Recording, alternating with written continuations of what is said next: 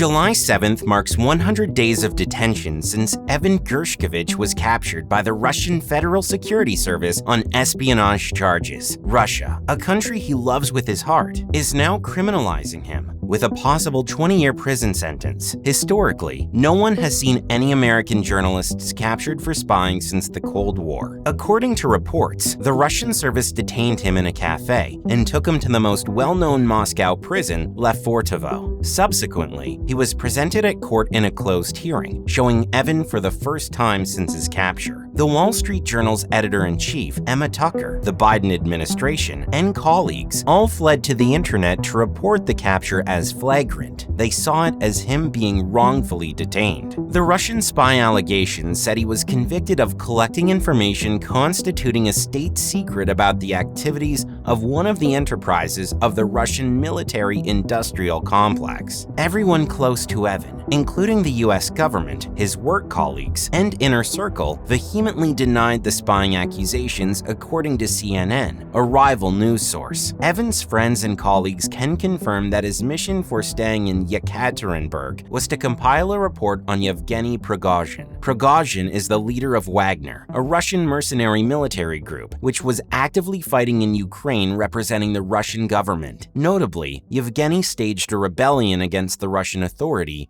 the Kremlin. So, who is Evan? Evan is 31 years old and the son of two Soviet-born Jews who fled the country to find a better life in New Jersey. His parents, Mikhail and Ella, emigrated from the Soviet Union in the 1970s. They left during a large exodus of the Russian Jewish population. He grew up with his family and older sister Danielle in a Russian-cultured home. His family loves him, and during the first 100 days of detention, they sent letters to him in hopes of keeping communication open and sharing the love they had for him. His sister writes, "We think about you every minute of every day." She also expressed she wants him to get out and be successful because being a journalist in Russia just seemed to be an itch for him. Attending Princeton High School, he was a superb student and keen athlete. The soccer coaches he grew up with cannot believe that this is the same Evan who was captured, the one who won the soccer group 3-stage championship, the one who was brave. Evan continued his educational journey at Bowdoin College in Maine, pursuing studies in philosophy and English. One of his cherished pastimes was being there for his friends. Evan was always present. His interest in journalism blossomed through his involvement in local news outlets during his college years. Despite his myriad pursuits, Evan never lost his fascination with Russia, its people, language, music, history, and literature. This established a persistent Russian influence in his life, ultimately guiding him to accept a journalism role at the Moscow Times in 2016, a thriving platform for emerging Russian correspondents. After receiving accolades for his work at the Moscow Times, his career soared to new heights. He continued to do what he loved most in the place he cherished,